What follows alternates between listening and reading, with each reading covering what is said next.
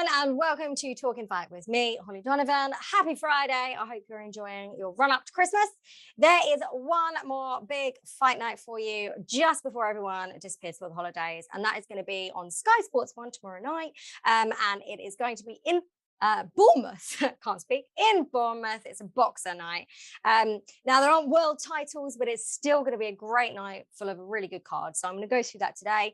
We've got Chris Billam-Smith. He is against Armend Xhoxhaj. Dan Azeez making an appearance. Caroline Dubois is back. We've got Vidal Riley. We've also got a heavyweight clash.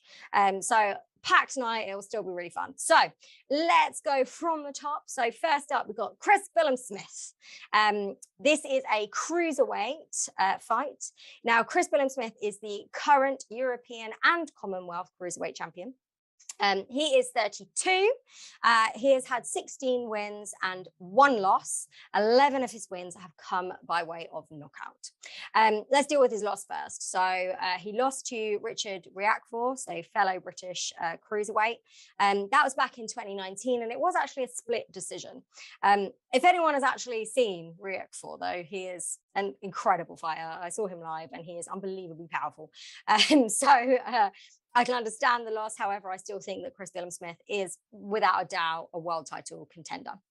His last fight was a 12-rounder. It was in Bournemouth. So this fight's in Bournemouth as well. And Chris Billam-Smith is from Bournemouth, hence why both of these fights have been held there. He draws a massive crowd, and the atmosphere is electric. Like, even through the TV, you could feel it. It was really exciting back in July, a lot warmer then. He went 12 rounds with Isaac Chamberlain then. Really exciting fight. Please look it up on YouTube. He did win via unanimous decision, but there were some close rounds in there, so take a little look. Let's talk about Chris Billam-Smith. What is he like? He is known as the gentleman, and if you watch any interviews with him at all, you will understand why. He is unbelievably polite. Like, I would so interview him. He is so relaxed, really polite, knows everyone's name, says thank you, so well spoken, never badmouths his opponents. He's just a really nice guy, hence why he's called the gentleman. So he is from Bournemouth, as I said, and he's been training on and off since he was a child. However, he said that he only really did boxing to look cool with his mates. Or he'd go to school next day and be like, oh yeah, I went to boxing last night. And they'd be like, oh, that's really cool. He didn't take it seriously until he was 16. And what made him do that was that he went to his mate's fight, who'd gone amateur, and it was really exciting. They were all calling his name, and he was like, I want a bit of this. So he decided to then take it seriously. So he became an amateur himself. He got into the English nationals. He got 2 silver medals, 1 bronze medal. He had 43 fights. He won 32 of them, so did a great job. He went pro in 2017. He has Shane McGuigan as a trainer, and it's a very cool story how he got that as well.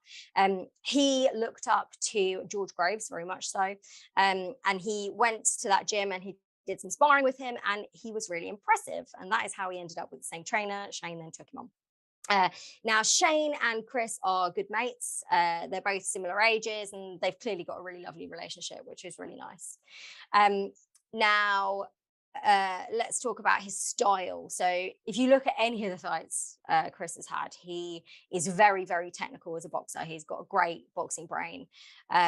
He dissects his opponents, really good in and out fighter. He's never been stopped either. Now, he is older, taller, and more experienced than his relatively unknown opponent, who I've tried very hard to learn as much as I can about, but there's just hardly anything. So he is against Armend Xhoxhaj, who is from Kosovo, but he's based out of Germany. He's had 14 wins, 2 losses, 7 of his wins came by way of knockout. So I've been looking up on YouTube, trying to see as much footage as I can, box rec. There just isn't a lot about him, which I think makes this quite a dangerous fight, because what can Chris expect? You know, what can we predict? It's really difficult. Now, he was on a 7-fight win, but that was stopped last year by Matthias Masternak, quite brutally. It was a TKO in the 4th round. You can look that up and see it on YouTube. He has had 2 wins since, and in May he did become the Intercontinental cruiserweight title holder, and that was against Roman Fresp. However, that was a split decision; it wasn't unanimous. Obviously, he's been stopped twice in his career. From what I can tell by his style, he's quite awkward. He's got strange rhythm, quite unpredictable. That in itself is quite dangerous. Even though he lost to Mustanek, he did get hurt in that fight. So I would say that he has got power. What I mean is Mustanek got hurt by Xhoxhaj. So he's definitely got the power and he's got the hard punches. He gave nothing away in the open workout yesterday. Chris Billam-Smith had a front row seat. He was staring at him, but honestly, didn't really show anything at all. In the interviews, Armend has said, as he's the visitor, he knows he's a visitor. It's kind of tougher to get that win. So he's going to make sure that he does it by way of TKO so that it's really, really clear. So I think it will be a great fight. This is being billed as Chris Billam-Smith's last fight before he goes for a world title. Sometimes that means things go wrong, so hopefully it doesn't. But it's a tough one, and I think it's a bit dangerous to do it against an unknown, but hopefully it will just be a nice test, or it might turn out to be, easy day at the office. We'll see. Obviously, Chris Billam-Smith is the favourite if you want to make a bet, but you're not going to make a lot of money. Let's go on to the next fight now. So we got a bit of Dan Azeez, who's great. I'm a fan. He is against Rocky Fielding, and I think this is going to be the fight of the night. That's my prediction. Dan Azeez is the favourite, but Rocky Fielding has the ability to upset things. I'll tell you why. This is the British Light Heavyweight Championship, and Dan Azeez is the current title holder. He's 33. He has had 17 fights. He's won them all, so he's totally undefeated, and he's had 11 KOs. He's powerful. He got the title last year when he beat Hosea Burton last year. That was via TKO. Hosea Burton as well. We saw him a couple of weeks ago at the Fury and Chisora fight. His comeback fight, actually, kind of after this loss. Since then, Dan Azeez, he's fought Shakan Pitters, and he won that via unanimous decision.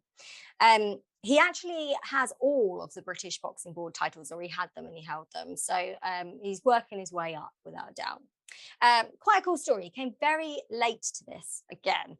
Got a lot of late starters tonight. He was at Essex University and he was studying accounting and finance, just as you do. The London 2012 Olympics were on and he was super inspired by AJ. So he decided, yeah, I'll have a bit of that, and just literally then became an amateur. He had 60 fights as an amateur. He was the South of England champion. He said he was really inspired by David Haye, and he kind of models his style on David Haye. You can see some similarities, things like speed, explosivity, power. You can see it. Now, he went pro in 2017. He went overseas for a camp recently, and he's also recently teamed up with Buddy McGirt, who we know recently for training Dillian White. So obviously a great American trainer. Apparently people keep saying to him, move to the UK, because he's training a lot of UK fighters at the moment. And he said, no, it's too cold. And I agree with him. He's a really exciting fighter. And the reason why I'm a fan is because I like come forward fighters. I like entertainment. And that's what he gives. Now, a lot of people are hyping him up as a massive prospect, and he wants to prove that he's not just a hype job, that he's actually a decent fighter. And that is what he's going to set out to do tomorrow night. So I think this will be fun. When you look at his fights, though, he hasn't, I don't think he's really been challenged or really like punched flush in the face. And I think this is where Rocky Fielding may have a chance. This is without a doubt Dan Azeez's toughest test yet. Rocky Fielding, he's 35 and he is loads more experienced. So he's only 2 years older. And a lot of the interviews and people, and they're all talking and they're saying, oh, he's going to give up soon. And I think, well, he's only 2 years older than Dan Azeez, but he has been pro since 2010. So he has been in the game for a long time. He's had 30 wins, 2 losses. 18 of his wins were KOs. So let's talk about his losses first, because I think this shows what a fighter he is. His only losses have come to Callum Smith, and that was ages ago. That was 2015. And then the other loss he had was only 4 years ago, but that was to Canelo Alvarez. So I mean, come on, I'm going to forgive him for that. He was the WBA regular middleweight champion. So this fight is obviously at light heavy. And he has gone up and down in weights throughout his career.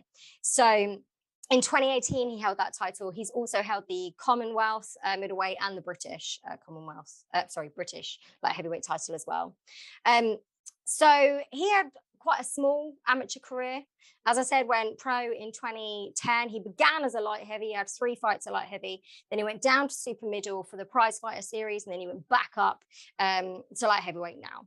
Now, if you look at the stats, Rocky Fielding has had more KOs than Dan Azeez has had fights. So we really are looking at a really tough puncher, I would say. This is a fight where he has an opportunity to get back in the mix, to be taken seriously once again. He's been quite inactive. He had a big fat gap for COVID where he struggled to come back. He has had 2 fights recently where he both won them, but in my opinion, looking at those opponents, they aren't particularly challenging. So I'm not surprised that he won them. So this, I would say, is a good test for him. This is without doubt, I think this is going to be a great fight. Watch this one. Okay, so now let's go on to the next fight I'm going to chat about, which is the wonderful Caroline Dubois. Sweet Caroline, still a fan, and she is against Sofia Rodriguez of Argentina. Caroline Dubois, she's 21. She's had 4 fights, 3 of which were KOs. And the last fight we saw her in was against Melina Kaleva. It was on the Shields Marshall night back in October. I think she put on the best performance that night, actually, apart from Shields and Marshall. She got a TKO in the 5th round, but she also knocked her down in the 4th as well. So I think she showed real power. We saw real learning and growth from Caroline, I think. She had grown in power, really mixed up her shots. She was great in the pocket. She has this really good backhand, like really driving. I think she is just getting better and better. She says she's still learning, slowing down the pace. She says she's still getting used to not having a head guard. So we're still early days. And the problem with Caroline is that we've seen her in fights where I think her opponents have just not been good enough. But we know from female fighting that there is this bit of a gap, really. It's like, you know, you're a prospect and you're fighting journeyman, and then all of a sudden you are in a world title fight. There isn't a lot in the middle. And I think that makes it really difficult for these kind of fighters, because yes, she's being fast tracked, but she does need experience. She does need to learn. And she doesn't want to do the same mistake that was made with her brother, Daniel Dubois, whereas I think he was put in too early with Joe Joyce, and obviously we saw what happened there. So we don't want that to happen to Caroline. I don't want her to go straight into world title shots. However, she's got to have some more like, you know, powerful opponents, because she just destroys them really quickly. And, you know, we want to see her be able to learn more as well, you know. I have given a little history about her before, just a quick, tiny recap for anyone that missed it. She began at 9, and she had to pretend to be a boy. So she was under the disguise of Colin. That's because girls weren't allowed at the gym. She went with Daniel back then. So she was accepted as a girl when she was 11 years old. She was a fabulous amateur, won gold in the Junior Olympics. She was just brilliant. Then she went pro. She's a prospect at super bantamweight. However, I still think there's a bit of maneuver there, where she wants to settle, I would say. I had a cool story a couple of weeks ago about one of their ancestors when I was talking about Daniel Dubois. Her ancestor, Sylvia Dubois, was a slave who fought for her freedom via bare knuckle fighting.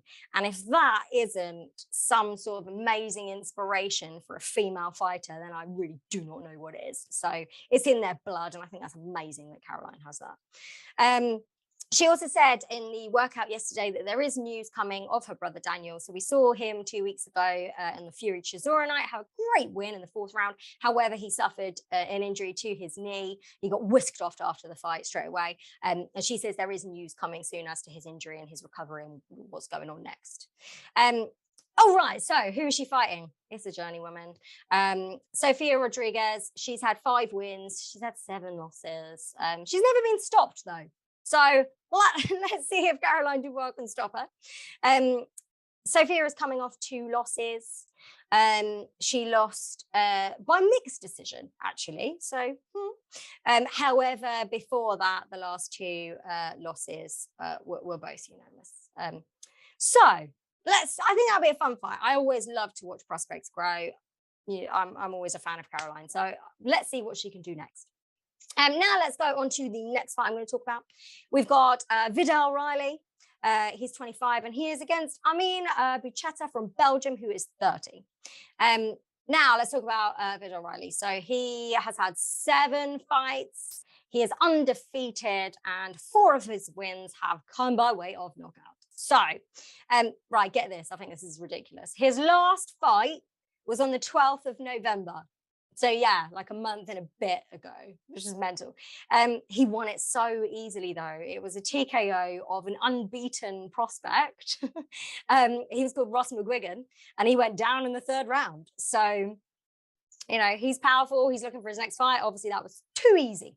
So here he is back again, just 1 month later. Now, people might know him for other reasons because he is the trainer of KSI and Logan Paul. He met them when he was a personal trainer at Gymbox, and he met them, became their trainer, and got loads of publicity. He has a YouTube channel. He's got 2 million subscribers. He makes his own music and sells it on like Spotify and Apple. He's even got a clothing brand called RIL Athletics. So he's busy.